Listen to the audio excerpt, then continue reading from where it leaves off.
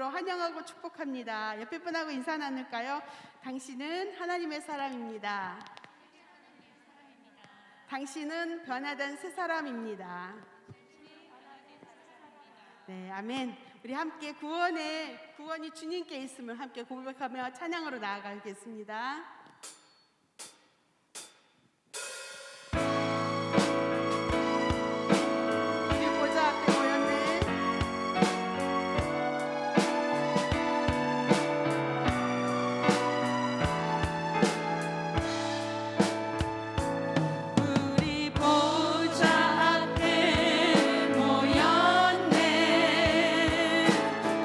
함께 주를 찬양하며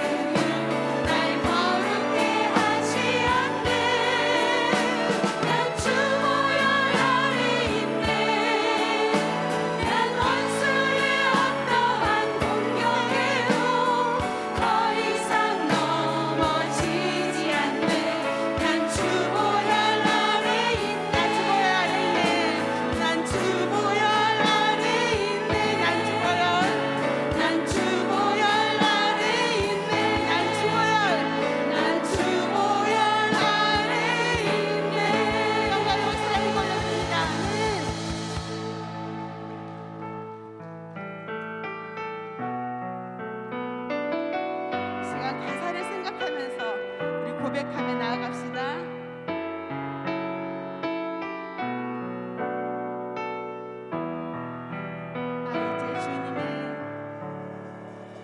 나 이제 주님의 새 생명 얻은 몸 옛 것은 지나고 새 사람이로다.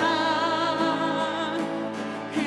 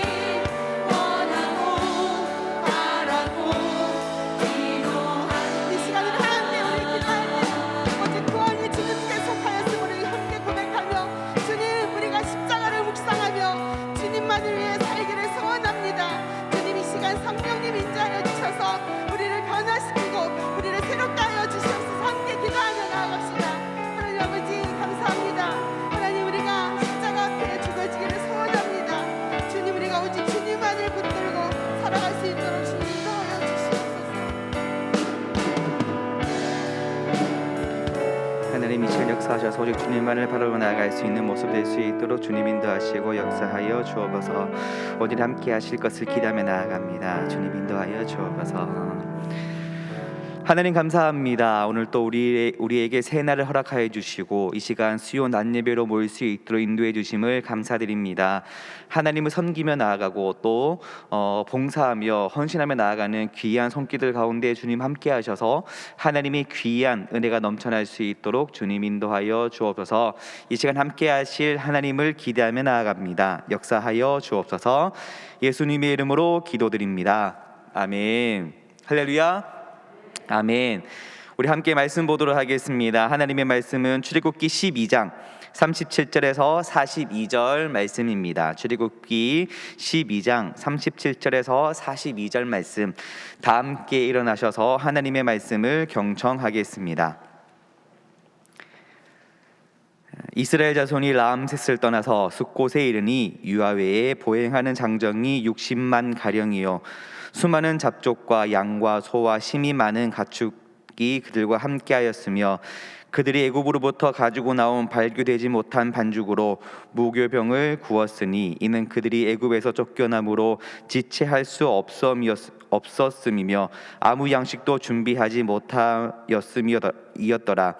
이스라엘 자손이 애굽에 거주한 지 430년이라 430년이 끝나는 그날에 여호와의 군대가 다 애굽 땅에서 나왔은즉 이 밤은 그들을 애굽 땅에서 인도하여 내심으로 말미암아 여호와 앞에 지킬 것이니 이는 여호와의 밤이라 이스라엘 자손이 다 대대로 지킬 것이니라. 이것은 하나님의 말씀입니다. 아멘.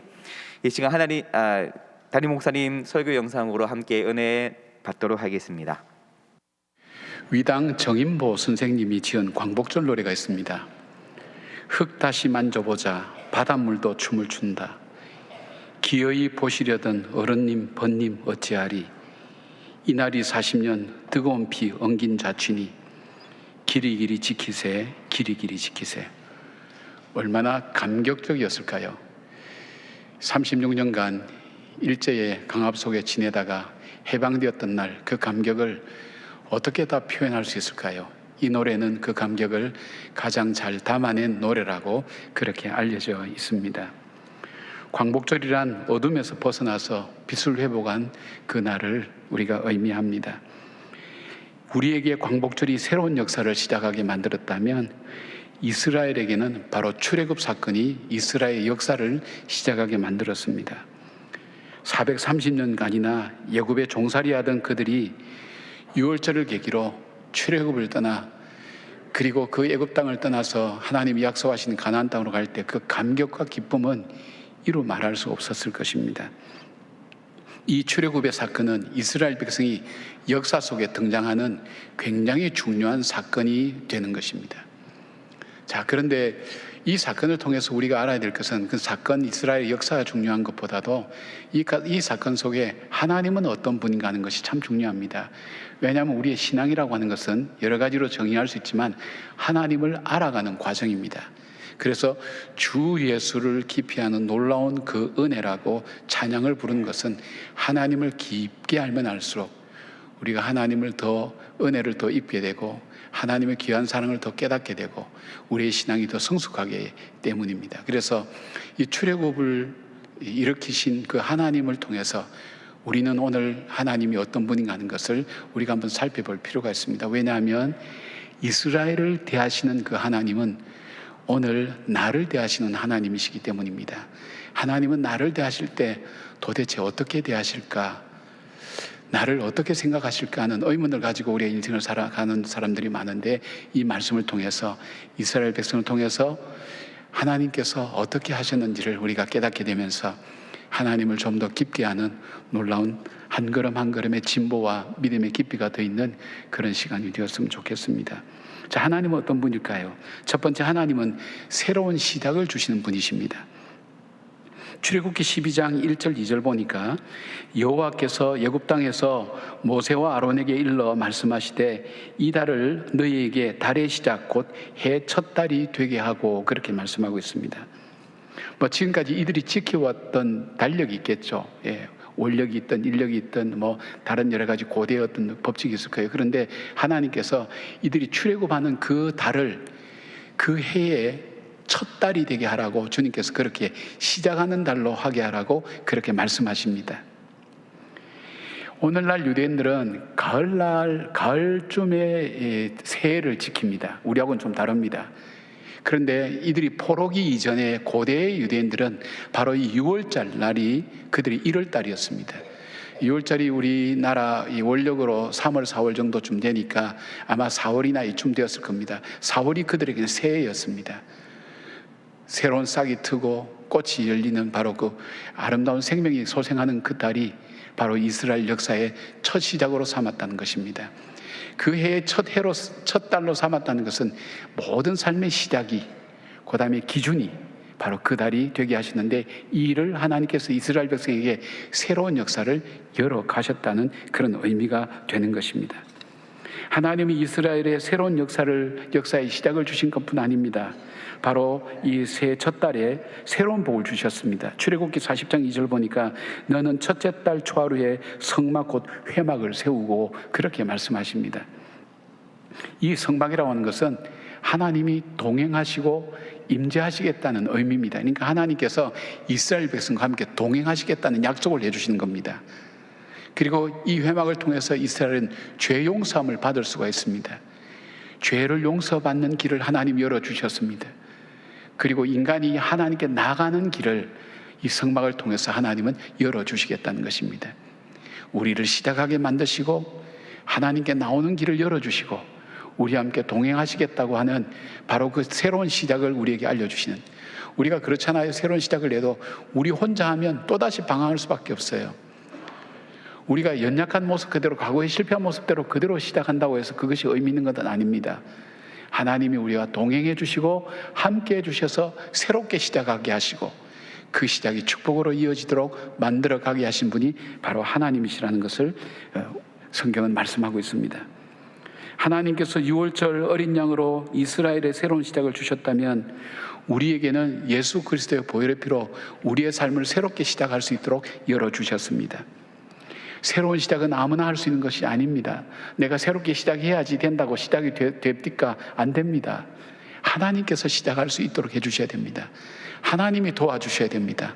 하나님이 함께 하셔야 됩니다. 이스라엘 백성이나 애굽 백성이나 다 똑같은 죄인입니다. 죽어 마땅한 죄인입니다. 그런데 6월절 날 문설주와 임방에 양의 피를 바른 집은 장자와 마컷이 살았고 그렇지 않는 집은 장자가 죽었습니다. 그 차이가 무엇입니까? 이스라엘의 능력이었습니까? 이스라엘이 의로웠습니까? 그들의 성품이, 그들의 삶이 아름다웠습니까? 그들의 처지가 불쌍했습니까? 아닙니다. 단 한 가지의 이유가 있다면 어린 양의 피를 문설주와 임방에 바르고 말씀대로 순종한 것, 바로 이것으로 인해서 출애굽으로 이어졌고 새로운 역사의 시작이 되게 하셨습니다.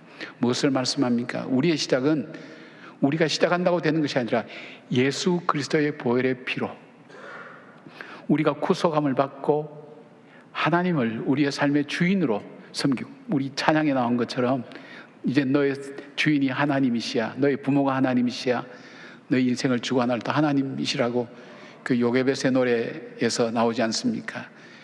모세에게, 떠나는 모세에게 나는 더 이상 너를 도와줄 수 있고 돌볼 수 없어, 하나님이 너의 부모가 되신다고 그 하나님의 그 이름을 찬양하고 세워나가는 것을 보게 됩니다. 여러분, 우리 삶을 바꾼 게 뭘까요? 우리의 자아관, 내가 내 자신에 대해서 생각하던 것을 바꾸게 만들었고, 세상을 보는 눈을 바꾸게 만들었고, 세상에 가치 든 것이 무엇인가 하는 우선순위를 바꾸게 만들었던, 내 삶을 바꾸게 만들었던 사건이 어떤 사건이었습니까? 우리는 성장함에 따라, 경험함에 따라 우리의 삶이 조금씩 바꾸지만 근본적으로 내 인생을 바꾸게 만들었던, 전환하게 만들었던 것은 바로 예수 그리스도의 보혈의 피로 우리가 죄사함 받고 하나님의 자녀가 되고 성령으로 인치심을 받아서 주의 자녀되는 확증을 얻었고 참 소망을 붙들고 살아가는 그 삶부터 우리의 삶이 근원적으로 바뀌어지지 않았습니까? 하나님은 죄로 살던 우리들을, 죄의 노예로 살던 우리들을 예수 그리스도의 보혈의 피로 우리를 구속하여 주셔서 새 날을 우리에게 열어주신 겁니다. 새로운 인생을 시작할 수 있도록 열어주신 것입니다. 새 소망을 향해 갈 수 있도록 우리를 열어주신 것입니다. 바울은 고린도후서 5장 11절에 이것을 이렇게 선언합니다. 그런즉 누구든지 그리스도 안에 있으면 새로운 피조물이라. 이전 것은 지나갔으니 보라 새 것이 되었도다. 주님으로 인하여 내가 새로운 삶을 살게 되었습니다. 근데 그 하나님은 나로 하여금 새로운 삶으로 나를 혼자 버려두지 아니하셨습니다. 나를 고아와 과부처럼 버려두지 아니하시고 나와 세상 끝날까지 함께 동행하여 주신다고 약속해 주셨습니다. 그 하나님이 지금 오늘 저와 여러분이 섬기는 그 하나님입니다. 하나님은 새로운 길을 열어주십니다. 새로운 시작을 하게 하십니다. 지쳐있고 낙심하고 주저앉는 여러분, 일어나십시오. 주님이 여러분에게 새로운 길을 열어가실 겁니다. 죄로부터 떠나게 하실 겁니다. 그리고 참 자유하게 하실 것입니다. 그 역사하심을 믿고 그 약속 붙들고 예수의 보혈의 피로 말미암아 새로운 삶을 시작하는, 주님께서 함께 하시는 새로운 역사를 써가는 여러분의 인생이 되기를 주님의 이름으로 축원합니다. 두 번째로 하나님은 어떤 분이실까? 하나님은 은혜를 베풀기를 즐거워하시는 분입니다. 은혜를 베푸시는 하나님입니다. 하나님은 이스라엘 백성에게 베푸신 그 은혜가 정말 크고 놀라워서 다 표현할 수가 없습니다. 모든 것이 은혜지만 오늘 이 본문에 나타났던 하나님께서 베푸신 구체적인 은혜를 한 세 가지로 정리를 한번 해보려고 합니다. 출애굽기 12장 40절에서 41절 보니까 이스라엘 자손이 애굽에 거주한 지 430년이라 430년이 끝나는 그 날에 여호와의 군대가 다 애굽 땅에서 나왔은즉, 여기서 강조되고 있는 단어가 뭐냐면 그 날입니다. 왜 그 날이 중요합니까? 그 날을 이렇게 설명합니다. 하나님께서 약속하신 그 날에 출애굽이 일어나도록 하셨다는 것입니다. 언제 약속하셨는지 몰라요. 아브라함에게 약속해 주셨어요. 사람들은 다 잊어버렸어요. 자신들도 잊어버렸어요. 모두 다 기억하지 못해요. 오래되었어요. 그러나 하나님의 은혜는 본인이 약속하신 것을 반드시 정한 때에 이루시고 지키시는 분이 하나님이시라는 것. 우리가 뭔데 하나님은 그 약속을 지키기 위해서 쉽게 말하면 자기 아들을 죽이면서까지 그 약속을 우리에게 지키지 않겠습니까?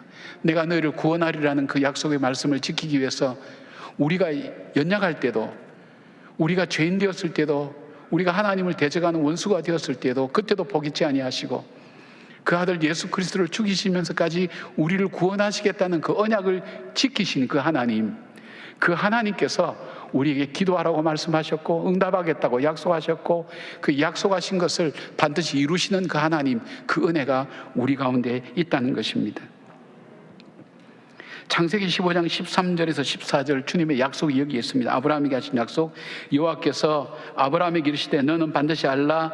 내 자손이 이방에서 객이 되어 그들을 섬기겠고 그들은 400년 동안 내 자손을 괴롭히리니 그들이 섬기는 나라를 내가 징벌할지며 그 후에 내 자신이 큰 재물을 이끌고 나오리라. 이루어진 하나하나가 우연히 이루어지고 지금 상황 때문에 이루어진 것이 아니라 하나님께서 약속하신 대로 바로 애굽의 10가지 재앙을 통해서 그들을 징벌하셨고 이스라엘 백성을 나오게 하신 언약을 지키시는 하나님, 언약을 지키시는 그 하나님의 은혜가 이스라엘 백성에게 부어지셨습니다. 하나님의 은혜는 이스라엘이 출애굽한 것만 베푸시는 분이 아니었습니다. 출애굽기 12장 36절 보니까 여호와께서 애굽 사람들에게 이스라엘 백성에게 은혜를 입히게 하사 그들이 구하는 대로 주게 하심으로 그들이 애굽 사람의 물품을 취하였더라. 지금 그들은 쫓겨나가는 것과 마찬가지인데 430년간 노예로 살았는데 하나님께서 빈털터리로 나가게 하셔도 그들은 그 자유함을 얻고 그 고통에서 벗어나는 것만 해도 기쁜 일인데 하나님은 그들의 필요를 채워주셨습니다. 수많은 가축과 양과 소를 데리고 그들이 소유를 가지고 금부치와 그리고 장식구를 가지고 그들이 풍성하게 부자로 나갈 수 있도록 하신 분이 누구신가 하면 하나님이신데 그 하나님은 오래전에 약속하신 것을 이루실 뿐 아니라 그 하나님은 약속을 하시되 노예 같은 그리고 노예처럼 살았던 그들의 필요를 따라서 하나님께서 채워주시는 풍족케 하시는 하나님의 은혜를 그들에게 베풀어 주셨다는 것입니다. 사랑하는 여러분, 하나님은 오늘도 우리에게 어떻게 하십니까?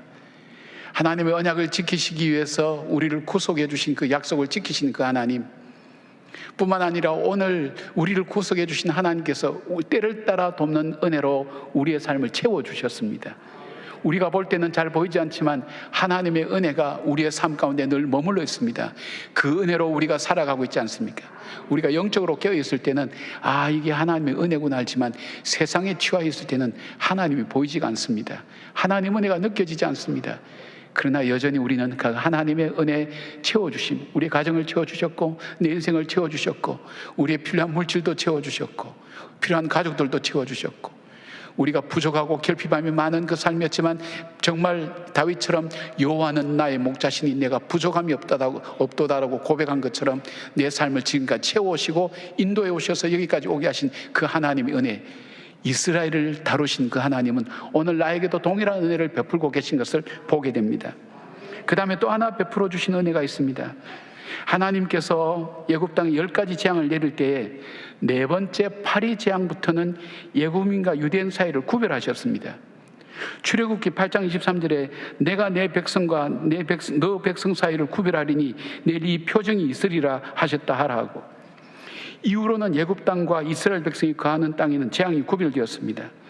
하나님은 애국 사람들이 보는 앞에서 이 백성이 내 백성이라는 것을 분명하게 보여주신 거예요. 재앙 하나하나가 얼마나 비극적이고 무서운 것인지 모릅니다. 파리 재앙, 가축의 죽음, 악성 종기의 재앙, 우박이 내리는 재앙, 메뚜기 재앙, 흑암의 재앙, 마지막 장자의 죽음의 재앙에서 이스라엘과 애굽을 구별하여서 하나님은 뭘 선포하신 거예요? 이스라엘 백성은 하나님의 백성이구나. 하나님의 백성은 하나님이 보호하시는구나. 하나님께서 저렇게 저 백성들을 위하고 계시는구나 하는 것을 애굽 사람들이 다 볼 수 있도록 하나님께서 그렇게 은혜를 베풀어 주셨다는 거예요. 또 그 은혜 하나님 대하시는 게 하나님 이스라엘 백성을 대하는 것처럼 오늘 우리에게 베풀어 주시는 그 은혜를 바울은 에베소서 1장 3절에서 5절까지 이렇게 고백합니다. 찬송하리로다. 하나님 곧 우리 주 예수 그리스도의 아버지께서 그리스도 안에서 하늘에 속한 모든 신령한 복을 우리에게 주시되 곧 창세전에 그리스도 안에서 우리를 택하사 우리로 사랑 안에서 그 앞에 거룩하고 흠이 없게 하시려고 그 기쁘신 뜻대로 우리를 예정하사 예수 그리스도로 말미암아 자기의 아들들이 되게 하셨으니. 그리고 2장 8절에 이렇게 고백합니다. 너희는 그 은혜에 의하여 믿음으로 말미암아 구원을 받았으니 이것이 너희에게서 난 것이 아니요 하나님의 선물이라. 하나님의 구원은 어느 날 우연히 우리에게 갑자기 일어난 일이 아니라는 것입니다. 하나님의 철저한 계획과 약속을 통해서 이루어진 것입니다. 오늘 우리가 여기에서 예배드리고 있는 것, 여러분 한번 그런 생각 해보셨어요? 내가 어떻게 여기서 오늘 예배드릴까? 내 인생이 내가 모태신앙으로 여기 자랐으니까 자연스럽게 교회 나와서 예배드리는 게 당연한 생각하지만 우리 자신들을 한번 생각해 보시고 내가 어떻게 해서 오늘 이 자리에 이 시간 나와서 예배드리는 사람으로 이렇게 변해 있을까? 한번 생각해 보신 적이 있습니까? 그냥 주일날 나오니까 당연히 나오셨어요. 내가 앉아야 될 수많은 자리가 있는데 이 땅을 살면서 내가 좋아하는 자리도 있고 기뻐하는 자리도 있고 앉기를 원하는 자리도 있는데 그 많은 자리 중에 내가 예배의 자리에 나와 있다니, 여러분 한 번도 이걸 정말 놀라운 일이라고 생각해 본 적 없습니까?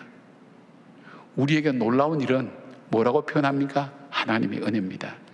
왜냐하면 이유를 나에게서 찾아볼 수가 없기 때문입니다. 하나님이 나에게 거저 주시는 은혜이기 때문입니다. 선물이기 때문입니다. 그 선물로 말미암아 오늘 저와 여러분이 이 자리에 있는 것입니다. 주님 은혜는 여기서 그치지 않습니다. 그 친구 내가 알기 전 날 먼저 사랑했네. 내가 주님을 알기 전에 나를 먼저 사랑하셔서 바로 창세전에 나를 구속하셨다고 그렇게 말씀합니다. 내가 주님을 알기도 전에 주님은 나를 지명하여 불렀습니다. 나를 하나님의 자녀 삼으셨습니다. 하나님의 구속하여 주셨습니다. 그 사랑을 받았습니다. 그 친구 나를 먼저 사랑했네. 그리고 하나님께서는 약속해 주신 것입니다. 우리가 하여금 새로운 길을 열어가시기 위해서 세상 끝날까지 너와 함께 하겠다. 그리고 내가 너희를 고아와 과부처럼 버려두지 아니하겠다고 그 약속하신 하나님의 은혜입니다. 여러분, 저와 여러분은 그 은혜를 받고 있습니다. 하나님은 우리를 통해서 약속하신 그 약속을 반드시 지키십니다. 기도응답을 받으신 분들은 여러분 이것이 어떤 의미인지 아실 겁니다. 우리가 생각한 것은 아니라도 뜻밖의 하나님이 베풀어 주셨던 약속한 대로 받았던 그 기도의 응답들, 하나님은 약속하신 대로 내 삶을 인도해 가신다는 언약을 지키시는 그 하나님이라는 그 은혜, 그리고 하나님은 많은 사람들 앞에서 구별되게 너는 내 백성이라는 것을 보여주시고 증가하시는 은혜, 내 삶 속에 나타나지 않다 할지라도 내 안에서 주님을 아는, 주님을 사랑하는 그 마음의 확증들, 성령께서 인쳐주셔서 누구도 변경할 수 없는 그 놀라운 확신들, 그리고 때를 따라 돕는 은혜로 내 삶을 채워오신 것, 돌아보면 하나님의 은혜인 것을 볼 수 있습니다. 하나님은 은혜를 베푸시는 분입니다. 내가 은혜를 베풀려고 일어나 계신다고 주님 말씀하십니다. 저와 여러분에게 오늘도 은혜를 베푸시기를 원합니다. 아니, 은혜 가운데 우리가 살고 있습니다. 그 은혜로 살아가는 여러분들 되시기를 바랍니다. 세 번째로 하나님은 어떤 분이실까? 하나님은 우리가 구원받은 것을 기억하기를 원하십니다. 구원의 역사를 기억하기를 원하십니다. 출애굽기 12장 14절 보니까 너희는 이날을 기념하여 여호와의 절기를 삼아 영원한 규례로 대대로 지킬지니라고 말씀하십니다. 하나님께서 구원해 주신 놀라운 일들을 잊지 말라는 것입니다. 그리고 하나님은 한 가지 더 말씀하십니다. 단순히 잊지 않는 것이 아니라 이것을 후손들에게 가르쳐서 그들도 잊지 말게 하라는 것입니다. 24절 보니까 너희는 이 일을 규례로 삼아 너희와 너희 자손이 영원히 지킬 것이라. 26절부터 27절 이후에 너희의 자녀가 묻기를 이 예식이 무슨 뜻이냐 하거든 너희는 이르기를 이는 여호와의 유월절의 제사라. 여호와께서 애굽 사람에게 재앙을 내리실 때에 애굽에 있는 이스라엘 자손의 집을 넘으사 우리의 집을 구원하셨느니라 하라 하며 백성이 머리 숙여 경배하니라. 하나님께서 왜 우리에게 이 절기를 지키라고 하셨을까요? 한번 생각해 본 적 있어요? 저는 이 말씀을 준비하면서 다시 한번 고민해 봤어요. 하나님께서 왜 이 절기를, 유월절 절기를 잊지 말고 기억하라고 하셨을까? 그것은 뭐냐면 성경을 쭉 보면 하나님께서 우리에게 지속적인 축복을 받기를 원하셨기 때문입니다. 하나님의 지속적인 은혜가 이들 속에 끊어지지 않도록. 이 뒤에 구약의 역사를 보면 하나님의 은혜가 끊어질 때 이들은 흩어졌거든요. 축복의 땅에서 축복의 땅이 아니라 저주의 땅으로 바뀌게 됐거든요. 그들이 아무리 포로로 잡혀가고 흩어져 있다 할지라도 하나님의 은혜가 있을 때 그들에게는 그곳이 바로 약속의 땅이었거든요. 하나님은 하나님의 백성이 지속적인 축복을 받기를 원합니다. 여러분도 그렇잖아요. 오늘 축복받고 내일부터는 그냥 마음대로 살도록 내버려 둔다면 그건 축복이 아니죠. 그죠? 지속적으로 그 축복이 나만의 축복이 아니라 내 후손과 내 자손들의 자손이 복을 받고 하나님 앞에서 복되게 살고 하나님에서 앞에서 베풀어 주신 그 은혜가 나만의 축복이 아니라 저들의 은혜가 될 수 있도록 하나님 그걸 원하셨기 때문입니다. 이스라엘이 죽음에서 구원받을 수 있었던 이유가 있다면 그건 이스라엘 백성이 있는 것이 아니라 어린 양의 피로 말미암아 구속함을 받았다는 것을 잊지 말라는 겁니다. 너가 잘나서도 아니요, 너가 대단해서도 아니라 그 어린 양의 피로 말미암아 임방과 문설주에 발랐던 그 피로 말미암아 너가 살았게 오늘 여기까지 왔다는 것을 잊지 말라는 겁니다. 구원이 너에게서 나온 것이 아니라는 것입니다. 하나님께서 베풀어 주신 전적인 하나님 은혜라는 것입니다. 그걸 잊어버리면 그때부터는 삶이 무너지기 시작합니다. 우리가 삶을 회개한다는 게 뭐냐면 회개의 가장 근본적인 것이 내 삶의 새로운 시작은 예수 그리스도의 보혈의 피로 시작됐다는 것을 인정하고 받아들이고 빨리 그걸 회복하는 겁니다. 그 어린 양의 피로 구속함을 받고 살아났다는 것, 그리고 출애굽의 역사가 이루어졌다는 것을 잊지 말라는 것을 말씀하고 있습니다. 이 은혜를 기억하는 사람은 감사하는 삶을 살아갈 수밖에 없습니다. 오늘날 많은 학자들과 책들을 보면 성공하는 사람, 존경받는 사람, 보통 큰 기업에서 위대한 기업으로 이런 책들, 요즘 자기 성공하기에 대한 책들이 많이 나오는데 저도 몇 권 읽어보면서 그 책에서 성공한 사람들은 특별하게 다른 사람들과 다른 요소가 있어요. 그런데 그 사람들 속에서 여러 가지 7가지, 12가지 얘기 나는 가운데 공통적으로 얘기하는 것이 있어요. 단어는 다르지만 첫째는 겸손이에요. 겸손. 배우는 자세예요. 경청하는 것. 이게 겸손이에요. 겸손함이에요. 겸손함이 그 사람으로 하여금 성공하는 인생을 살게 만들고 존경하는 인생 되게 만든다는 거예요. 두 번째는 뭐냐면 감사한 거예요. 어떤 상황 속에서도 감사한다는 거예요. 그 감사는 고난을 이기는 힘이 된다는 거예요. 그 고난 속에서도 어려움 속에서도 감사하며 인생을 사는 사람. 세 번째는 열정이 있는 사람입니다. 열정은 어떤 사람이 있습니까? 사명이 있는 사람. 여러분, 이것을 이 유월절을 지키게 하신 우리 하나님의 이 가르침과 한번 연결해서 한번 생각해 보십시오.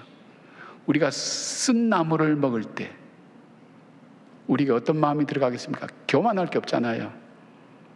우리가 겸손한 것밖에 없잖아요. 쓴 나물을 먹을 때 내 인생이 이 밑바닥 속에 있을 때 이보다 더 밑바닥이 없었을 거야 생각할 때 우리가 뭘 주장할 수 있을 거예요. 이걸 생각한다면 겸손할 수밖에 없잖아요. 그리고 무교병을 먹을 때 내 삶을 돌아볼 수 있잖아요. 내가 정말 사명자로 살아가고 있는가 아닌가. 이 열정이에요. 이 사명자는 열정을 가지고 하는 거예요.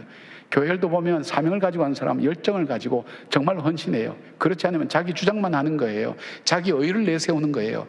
자기가 교회를 평가해요. 하나님의 일들을 평가해요. 하나님을 심지어는 하나님까지도 평가해요. 성경을 평가하는 것도 많이 봤어요.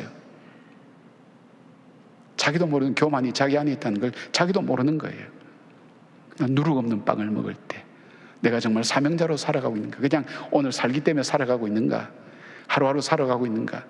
아니면 주님이 주신 오늘 하루를 사명으로 살아가고 있는가? 이걸 살피는 거예요. 그 다음에 감사죠.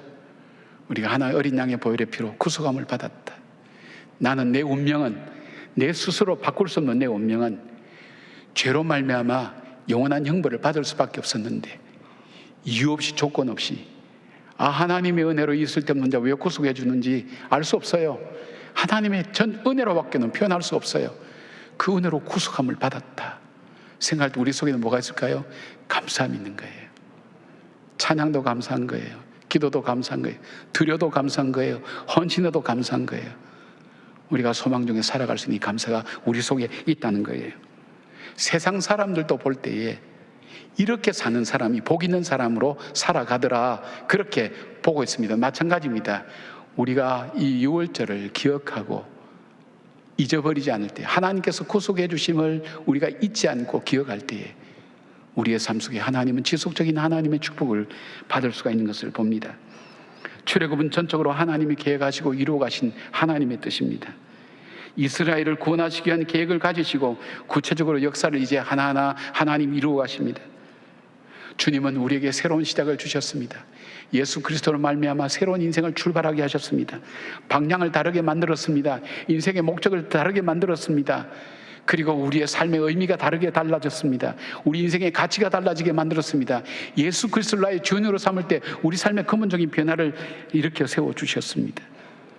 베드로가 그랬습니다. 회복할 때에 그는 실패자여 배신자였지만 다시 일어서서 회복하며 초대교회를 세우는 사람이 되었습니다. 요나가 그랬습니다. 물고기 뱃속에서 이렇게 되어 있습니다. 그 고난을 인하여 부르짖었더니 자기가 당하고 있는 고난, 물고기 뱃속에 여러분 평안한 조그만 방에 앉아가지고 촛불 켜놓고 앉아가지고 그래 있습니까? 위액이 쏟아지죠. 파도가 치죠. 요동치죠. 멀미에다가 정신이 없는데도 불구하고 그가 거기서 자기 고난을 인해서 하나님께 부르짖었다 그랬어요. 그리고 그가 중요한 표현을 합니다. 내가 다시 주의 성수를 바라보겠다고, 하나님의 그 언약을 바라보겠다고, 그 약속을 바라보겠다고 할 때 새로운 시작이 그 삶 속에 일어난 것을 봅니다. 사랑하는 여러분, 우리가 지칠 만한 일들이 이 땅을 살면서 얼마나 많습니까? 좌절할 일들도 많습니다. 실망할 일들도 많습니다. 주저앉을 일들도 많습니다. 그러나 주의 성소를 바라보고 주의 언약을 바라보고 주의 약속을 바라보고 하나님의 성품을 바라볼 때 하나님께서 우리의 삶을 새롭게 이뤄가시는 것입니다. 우리를 홀로 가도록 두지 아니하시고 우리에게 때를 따라 필요한 은혜로 채워주십니다. 그리고 이 축복이 지속적인 축복이 되도록 때로는 우리 삶을 연단하면서 우리에게 다듬어서 우리에게 만들어 가시는 것을 봅니다. 하나님께서 우리에게 가고자 하는 방향을 만들 때 울타리를 쳐주세요. 처음에는 넓은 울타리라서 이리 가고 저리 가고 내 마음대로 갈 수 있는 것처럼 여기지만 이 신앙이 좋아질수록 울타리가 좁아지네요. 조금만 가면 여기 부닥치고 조금만 저기 부닥쳐요. 그래서 그 길로 갈 수밖에 없도록 만드는 거예요. 그게 아픔이었고 고통이었고 실패였는데 지나고 보니 그것이 하나님께서 형통한 길이었구나 하는 것을 우리가 깨닫게 된다는 것입니다. 하나님의 역사심과 하나님의 은혜를 잘 표현한 찬양이 있습니다. 제가 그 찬양 가사를 한번 읽어드리겠습니다. 한번 들어보십시오. 내가 누려왔던 모든 것들이, 내가 지나왔던 모든 시간이 내가 걸어왔던 모든 순간이 당연한 것 아니라 은혜였어. 내가 이 땅에 태어나 사는 것, 어린아이 시절과 지금까지 숨을 쉬며 꿈을 꾸는 것, 모든 것이 당연한 것 아니라 은혜였어. 내가 하나님의 자녀로 살며 오늘 찬양하고 예배하는 것, 복음을 전할 수 있는 축복이 당연한 것 아니라 은혜였어. 모든 것이 은혜, 은혜, 은혜, 한없는 은혜. 내 삶에 당연한 건 하나도 없었다는 것을, 모든 것이 은혜, 은혜였어. 이 고백이 우리 모두의 고백이 되며 오늘 가장 어려울 때를 살아가는 여러분 속에 하나님 주신 기쁨과 감사가 넘치는 우리 모두의 삶이 되기를 주의 이름으로 축원합니다. 아멘. 기도하겠습니다. 내가 누려왔던 모든 것들이, 내가 지나왔던 모든 시간이, 내가 걸어왔던 모든 순간이 은혜였다는 것을 고백합니다. 주님, 그 은혜를 받은 주님의 자녀들이 주님을 찬양합니다. 주님을 노래합니다. 주님을 위해서 살겠습니다.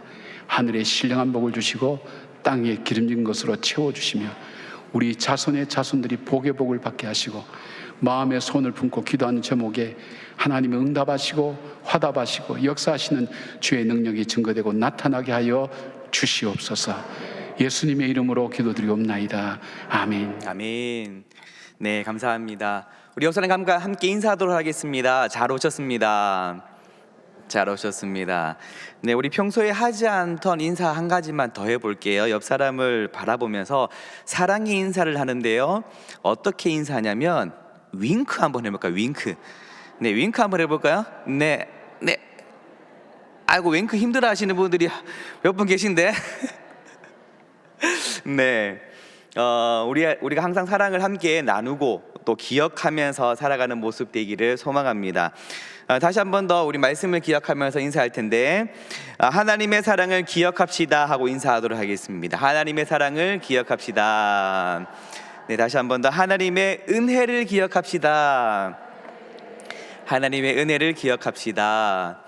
아이스 브레이크입니다. 아이스 브레이크의 그 역할, 그 시간의 의미가 뭐냐면 좀 어색했던 시간을 좀 깨는 역할, 그리고 좀 속에 있는 이야기를 한 번 더 끄집어낼 수 있도록 유도하는 그런 역할을 하는 시간이 아이스 브레이크의 시간입니다. 아이스 브레이크의 시간을 아주 잘 활용을 하려면 평소에 우리가 가졌던 그 관계를 잘 맺어가는 것이 필요하고요. 그리고 한 주간 동안 내가 어떻게 생활을 했는지 아주 서스럼 없이 그냥 편하게 이야기할 수 있도록 유도하는 것이 필요합니다. 또 한 가지 필요한 요소가 또 뭐냐면 아주 재미난 이야기를 한 번씩 꺼냄으로써 그 이야기 어색했던 분위기를 좀 해소시키는 그러한 역할을 하기도 합니다. 그래서 제가 아주 재미난 이야기를 하나 해드리도록 하겠습니다. 이 이야기는 여러분들도 목장 모임을 하면서 웬만큼만 하시면은 잘 써먹을 수 있는 그러한 이야기입니다. 근데 제가 뭐 재미난 이야기를 이렇게 한다고 해서 아무나 재미난 이야기를 막 가져와서 하는 게 아니라, 이러한 이야기를 할 때도, 목장 안에서 이야기할 때도 참 이런 이야기를, 재미난 이야기를 하면서 좀 의미 있는 것으로 조금 의미를 두고 이야기를 하면 참 좋을 것 같습니다. 어떤 이야기냐면 1980년 후반 또는 90년대 초반쯤에 있었던 일입니다. 그때에 아주 유행했던 유행가가 있습니다. 어떤 노래냐면 변진섭 아시죠? 네, 다들 그 시대를 살았었나요? 변진섭의 새들처럼이란 노래가 유행했던 시대가 있었습니다. 노래 기억하시나요? 날아가는 새들 바라보면 나도 따라 날아가고. 제 목소리 굉장히 감미롭죠? 네. 네, 그 시대에 그 유행했던 시대가 있었습니다. 그때에 교회에서 이제 찬양 인도하시는 전도사님이 찬양 인도를 열심히 하는 거예요. 어떤 찬양을 했냐면은 사랑하는 나의 아버지 찬양을 한 거예요. 사랑하는 나의 아버지 이름 높여드립니다. 그 후반부에 어떤 부분이 있냐면 나 주의 이름 높이리 할렐루야 나 주의 이름 높이리 파란 하늘 아래서 자유롭게 나 주의 이름 이렇게 불렀다는 겁니다. 그래서 전사님이 내가 정신을 바짝 차리고 찬양 인도를 해야 되겠다라고 생각하고 이게 느린 곡을 하게 되면은 또 이렇게 그냥 훌떡 흘러가 버릴까봐 빠른 찬양을 해야 되겠다. 정신 바짝 차리고 빠른 찬양을 해야 되겠다. 박수 치면서 사막에 샘이 넘쳐 흐르리라 사막에 꽃이 피며 향기 내리라 그 누가 아무리 자기 땅이라고 우겨도 독도는 우리 땅 이렇게 했다고 합니다. 이래서 안 되겠다. 내가 정신을 바짝 차리고 찬양 인도를 해야 되겠다라고 생각하고 좀 마음의 안정을 취해야 되겠다라고 생각을 하면서 아주 그 어린 아이를 데리고 집에 있는 우리 딸애를 데리고 공원을 산책하면서 마음의 안정을 좀 취해야 되겠다 해서 그 딸아이를 유모차에 태우고 공원을 산책하는 거예요. 그냥 산책하면은 조금 이제 심심하니까 그래도 나름 찬양 인도자인데 그렇죠. 그래서 노래를 부르면서 아이와 함께 노래를 부르면서 공원을 산책해야 되겠다 해서 나비야 나비야 이리 날아오 까꿍 호랑나비 나비 춤을 추며 오너라 십자가에 달려서 예수 고난다 이렇게 했다고 합니다. 네, 제가 왜 이런 얘기를 하냐면 우리가 이 땅을 살아갈 때도 정신을 바짝 차리고 살아가야 된다.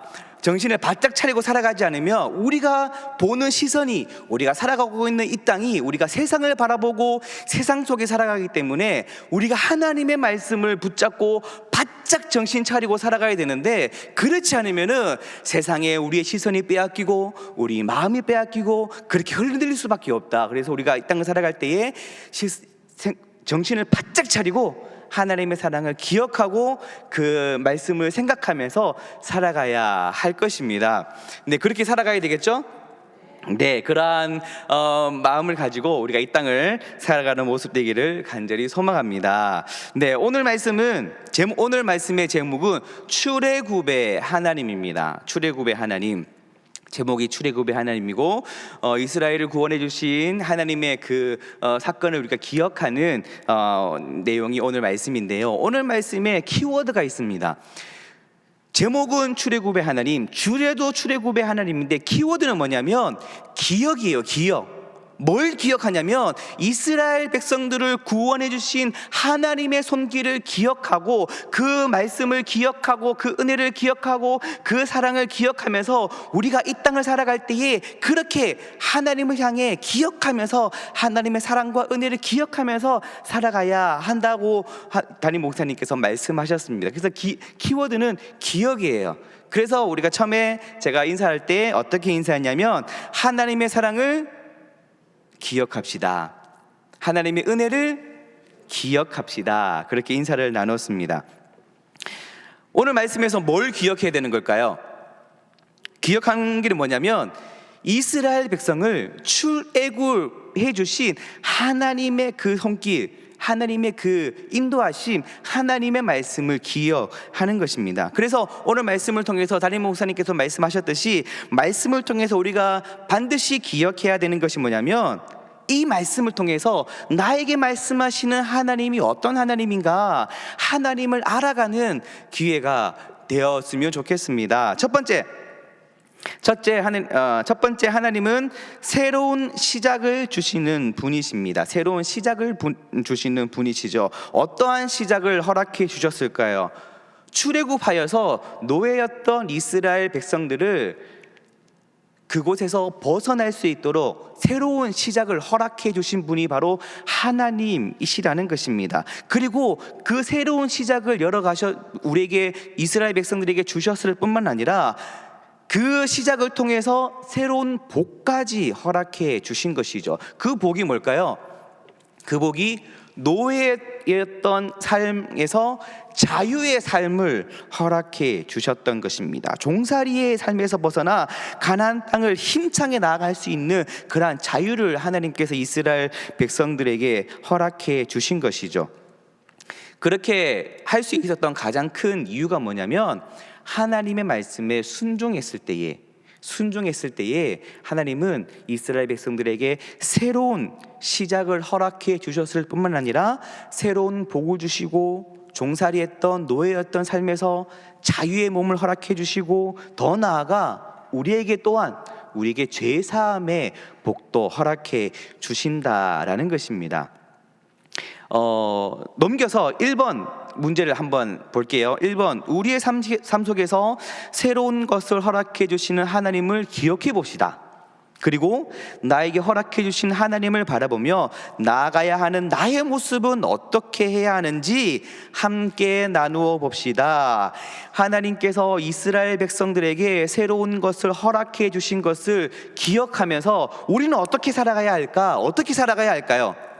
이스라엘 백성이 그렇게 했던 것처럼 우리는 하나님의 말씀에 순종하면서 살아가야 한다는 것이죠. 순종을 할 때에, 하나님의 말씀에 순종할 때에 우리는 죽음에서 생명을 얻을 수 있습니다. 얼마 전에 부활주일 지났죠?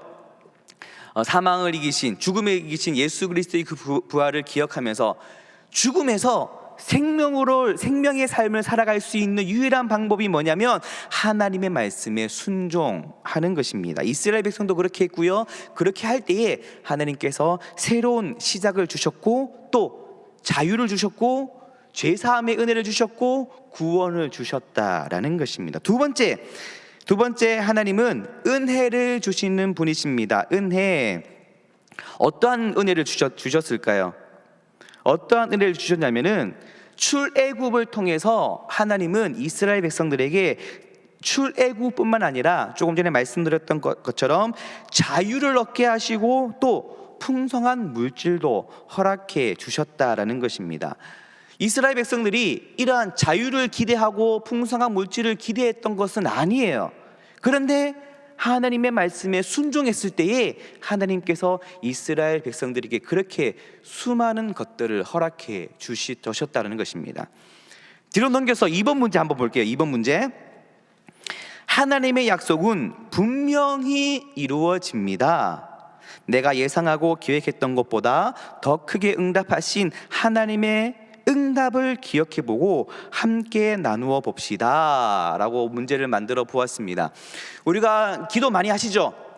하나님, 이것 응답해 주십시오, 저것 응답해 주십시오, 이렇게 해 주십시오, 저렇게 해 주십시오 라고 하나님께 기도를 합니다. 그렇죠? 근데 내가 예상했던 것보다, 내가 기대했던 것보다 더 크고 더 위대하고 더 굉장한 응답을 받은 기억이 있으시죠? 없으신가요? 저는 이런 기억이 있습니다. 제가 군입대 하기 전에 저는 군종병이 되고 싶었어요. 신학생이었고, 그래서 신학생이기 때문에 군에 들어가면은 군종병을 꼭 했으면 좋겠다라고 생각하면서 꽤 오랜 시간 동안 기도를 했어요. 군입대를 하는데 군종병이 안 되는 거예요. 내가 그렇게 기도했는데 군종병이 안 되는 거예요. 왜 하나님께서 내 기도를 응답해 주시지 않으시는 걸까 고민하면서 그때도 또 기도했어요. 또 군에 생활하면서 또 언젠가는 하나님께서 군 생활하면서 군종병으로 하나님께서 이렇게 세워주시겠지, 인도해 주시겠지 끊임없이 기도했습니다. 근데 제대할 때까지 군종병이 안 됐어요. 근데 가만히 보니까 제가 있던 부대는 꽤 큰 부대였어요. 많은 군사들을, 교육생들을, 훈련생들을 가르치는 교육부대였는데, 그렇다 보니까 제가 군생활했던 그 교회에 한 번 예배를 드리면 한 2,000명씩 3,000명씩 그렇게 예배를 드리는 교회였어요. 군대 교회인데도 불구하고 2,000명씩 3,000명씩 그렇게 예배를 드리는 교회였는데, 군종병을 자세히 보니까 주일날 너무 바빠가지고 본인 예배도 못 드리고 있더라고요. 군종병이 예배에 집중하고 예배를 세워나가면서 예배를 준비하고 예배를 이렇게 해가는 군종병이 주일날 2,000명씩 3,000명씩 들어왔다 기도 예배드리고 나고 또 들어왔다 예배하고 이렇게 이걸 관리하다 보니까 본인 예배도 못 드리고 있는 거예요. 그래서 이래서 하나님이 군종병을 안 하게 해주셨나 위로하고 있던 참에 제가 어떻게 좋은 기회를 얻어서 그 교회에서 찬양 인도를 할 수 있는 기회를 얻었어요. 근데 그 교회 안수 집사님이 누구였냐면 군악대 대장이 안수 집사님이었어요. 그러니까 찬양 인도를 하게 되면은 뒤에 있는 그러한 찬양팀의 그 세션들이 전부 다 군악대원들이 다 오는 거예요. 건반, 드럼, 베이스 기타뿐만 아니라 트럼펫, 트롬본 온 그 악기가 다 풀 세팅 돼가지고 제가 언제 어떻게 그런 풀 세팅 해본 그 찬양 그 악기 팀을 구성한 그 팀에서 찬양인도 해보겠어요. 제가 기도했던 그런 것들이 하나님이 이렇게 응답해 주시는구나. 나는 이렇게 하나님 나 군종병 하게 해주세요 이렇게 해주세요 이렇게 했지만 하나님은 그렇게 응답해 주시는 것이 아니라 그보다 더 크고 더 위대하고 더 귀한 것들로 하나님이 응답해 주신 적이 있더라고요. 우리 생활도 마찬가지. 우리가 이 땅 가운데 살아갈 때에 나는 이렇게 기도하지만 하나님께서 응답해 주시는 것은 내가 기도했던 것보다 내가 하나님께 바라고 있던 그것보다 더 크고 더 위대하게 하나님께서 응답해 주실 때도 있더라는 거예요. 이스라엘 백성들이 바로 그러한 응답을 받았습니다. 하나님께 말씀에 순종할 때에 출애굽의 은혜도 경험했지만은 그뿐만 아니라 노예했던 삶에서 자유를 얻고 풍성한 물질도 얻었고 그리고 하나님의 백성이 되는 귀한 은혜를 얻었다라는 것입니다. 그런데 중요한 것이 뭐냐면 그 모든 것이 우리의 노력과 우리의 힘과 우리의 능력으로 얻은 것이 아니라 그 모든 것들이 하나님이 값없이 주시는 은혜다라는 것이죠. 세 번째 하나님은 구원의 역사를 어떻게 하기를 원하시는 분이라고요? 기억하기를 원하시는 분이시라는 것입니다. 하나님의 구원의 역사를 어떻게 한다고요? 기억하라는 거예요. 그래서 하나님께서 이스라엘 백성들에게 뭐라고 말씀하셨냐면은 영원한 출애굽 사건을 기념하면서 영원한 규례로 지킬 것을 말씀하고 계신다라는 것입니다. 우리에게는 뭐라고 말씀하실까요? 우리에게도 출애굽 사건을 기억하라라고 말씀을 하실까요? 우리에게는 어떤 것을 기억해야 될까요? 우리가 어떤 것을 기억해야 하는 거냐면 3번 문제를 보면 잘 알 수 있습니다. 뒤로 넘겨서 3번 문제. 가장 기억에 남는 하나님의 사랑과 은혜는 어떤 것이 있는지 생각해보고 그 은혜를 오래 기억하는 방법이 어떤 것이 있는지 나누어 봅시다. 하나님의 사랑과 은혜를 경험한 그러한 기억 어떤 것이 있을까요? 바로 우리를 구원해 주시는 하나님의 은혜죠. 그 은혜를 우리가 기억하면서 하나님께 나아갈 때에 우리가 그것을 잘 기억하는 방법이 뭐냐면 잊어먹지 않고 하나님께 항상 감사하는 마음으로 살아가는 것. 잊어버리면 안 돼요. 네.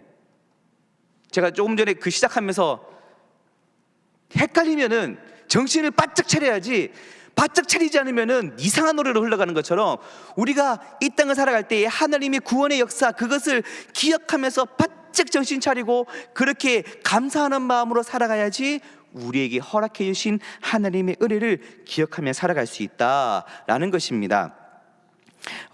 제일 마지막 우리 요 첫 번째 장에 있는 제일 마지막에 있는 줄만 우리 함께 읽고 마무리하도록 하겠습니다. 제일 마지막에 유월절을 기억하고 보이시나요? 목장 나눔지 첫 번째 앞면에 있는 유월절을 기억하고 제일 마지막 줄 보이시나요? 네, 그 마지막 줄만 함께 읽어보겠습니다. 시작. 유월절을 기억하고 우리를 구원하신 예수님의 보혈 앞에 믿음으로 나아가는 성도들이 되기를 축복합니다. 그렇죠. 유월절을 기억하며 또 우리를 구원하신 예수 그리스도의 그 보혈을 우리가 기억하고 믿음으로 나아가는 우리 모두가 되기를 간절히 소망합니다. 네, 이어서 광고 전하도록 하겠습니다.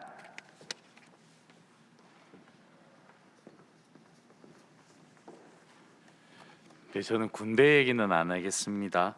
광고자 기억이라는 단어가 계속 남는 것 같아요. 여러분 오기 아십니까? 오기. 오기로 해보자. 우리 그런 얘기 하잖아요. 따라해 보십시오. 기억하고 기도하고 기대하고 기다리면 기적이 일어난다. 네, 우리 오기로 해봅시다. 여러분 꼭 기억하시기 바랍니다. 목장 모임 할 때마다 이달의 말씀 함께 암송하고 시작합니다. 알고 계시죠? 예, 5월의 말씀 우리 함께 말씀 나누도록 하겠습니다. 에베소 4장 32절 말씀입니다. 함께 읽겠습니다. 시작. 서로 친절하게 하며 불쌍히 여기며 서로 용서하기를 하나님이 그리스도 안에서 너희를 용서하심과 같이 하라. 아멘. 마스크 벗어야 되죠. 회복 부흥에 다가오고 있습니다. 여러분 기도하고 계십니까? 기도하고 계십니까? 오기로 해야 됩니다. 예, 기억 다 하시죠? 자, 핸드폰을 한번 다 꺼내 보십시오. 네, 별일을 다 시키죠. 핸드폰을 다 꺼내 보십시오, 여러분. 핸드폰에 보시면 여러분들 교회 어플 다 받고 계시죠? 그걸 한번 딱 클릭해 보십시오. 예, 그럼 요 화면이 다 나오시죠? 예, 이따 치고 안 보이니까 요 화면이 다 나오시죠? 예, 뭘 또 확인하십니까? 여기에 보면 제일 앞장에 보면 여기 현수막하고 똑같이 생긴 그림이 하나 보이실 겁니다. 우측 위에 보이시죠? 보이십니까? 그거를 지금 다 클릭하십시오.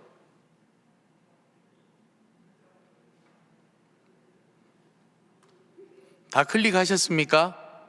자, 지금 작정하시면 됩니다.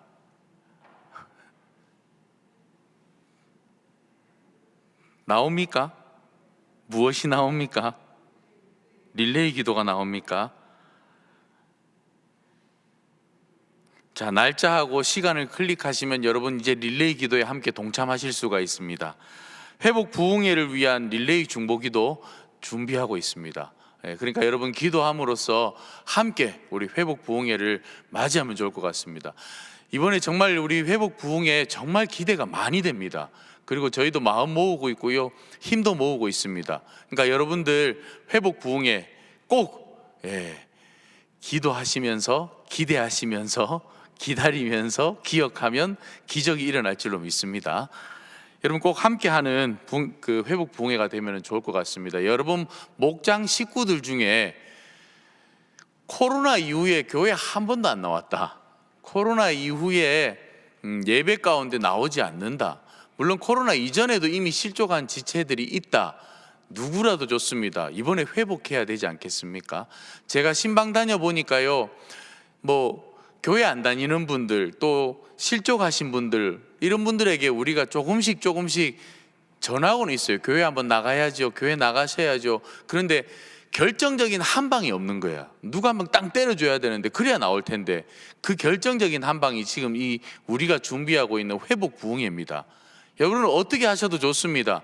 꼭 모시고 나오십시오. 모시고 나와서 이번 부흥회 때 큰 기적을 경험하기를 소망합니다. 우리 피로회복 지금 한 200명 가량 정도 신청을 했습니다. 여러분들 목장 식구들에게도 더 많이 또 독려해 주셔서 신청 많이 하면 좋을 것 같습니다. 지난주 수요일 날 제가 여기에 서서 금요 심야 중보기도에 여러분 많이 나오십시오 이렇게 광고를 했는데 많이 나오셨더라고요. 너무너무 감사합니다. 우리 목자님들, 부목자님들 나오셔서 같이 기도하면 좋을 것 같습니다. 함께 기도하는 힘이 얼마나 큰지 모르겠습니다. 여러분 금요 심야 중보기도회 저녁 9시 비전홀에서 진행되니까요, 목자, 부목자님들 그리고 목장 식구들 많이들 광고해 주셔서 기도를 사모하는 우리 모두가 되기를 간절히 소망합니다. 1만 번 동안성전 기도 계속 진행되고 있습니다. 했던 분들이 다 하고 있는데요. 안 하신 분들 계신가요? 마음속으로 손 드십시오. 예, 우리 다 하셔야 됩니다. 예, 기도의 자리에 찾아서 그 시간에 그 자리에 머무는 게 너무 중요하거든요. 1시간 동안 예배당 가운데 나와서 우리가 교회를 위해 또 목사님을 위해 나라를 위해 기도하는 이 시간이 정말 중요합니다. 여러분 1만 번 동안 성도의 성전기도 다 참석해 주시기 바랍니다. 그리고 목장 식구들에게도 꼭 얘기해 주십시오. 몰라서 못하는 분들이 둘이 있습니다 지금. 그러니까 둘이 없을 수 있도록 여러분 꼭 광고해 주시기 바랍니다. 주일 주차 캠페인이 있는데요. 우리 목자분들하고 부목자님들, 또 우리 항존직 분자들, 그리고 교사들, 찬양대원들, 아무튼 예배를 위해 또 봉사하는 모든 분들이요, 경희대 주차장이랑 경희의료원 주차장이랑 외대 주차장을 우리가 많이 활용해 주셔야 됩니다. 지난 주일에도 막 많이 뒤엉켰어요. 지난주 아시겠지만. 그러니까 여러분 외부 주차장, 우리가 계약을 한 거니까요, 외부 주차장 많이 활용해 주시기 바랍니다. 요즘 우리 교회 때문에 집배원들이 고생하고 있답니다. 아십니까? 예, 어버이 주일을 맞이해서 저희가 감사의 선물을 보냈는데요, 등기로 보내니까 직접 전달해 드려야 되거든요. 예, 전화를 했는데 전화를 안 받으세요. 우리 어르신들이 전화를 받아야 등기를 주는데 전화를 안 받아요. 띵동 띵동 아무리 눌러도. 그러니까 여러분 꼭 우리 70세 이상 된 어르신들에게 우리 목자님들이 혹시 모르는 전화번호가 오거든 집배원 전화번호니까 꼭 전화를 받아달라고, 예, 꼭 한번 얘기를 꼭 해주십시오. 예, 그 전화 받고 저희가 이번에 선물로 보냈으니까, 예, 모르는 전화번호가 오면은 이번만큼은 꼭 받으셔야 된다고. 예, 2번까지 저희가 집배원이 처음에 갔을 때 실패하잖아요. 전화를 안 받아 돌아오잖아요. 한 번 더 갑니다. 한 번 더 가야 되기 때문에 여러분 이번에는 꼭 전화를 받으실 수 있도록, 예, 안내해 주시기 바랍니다.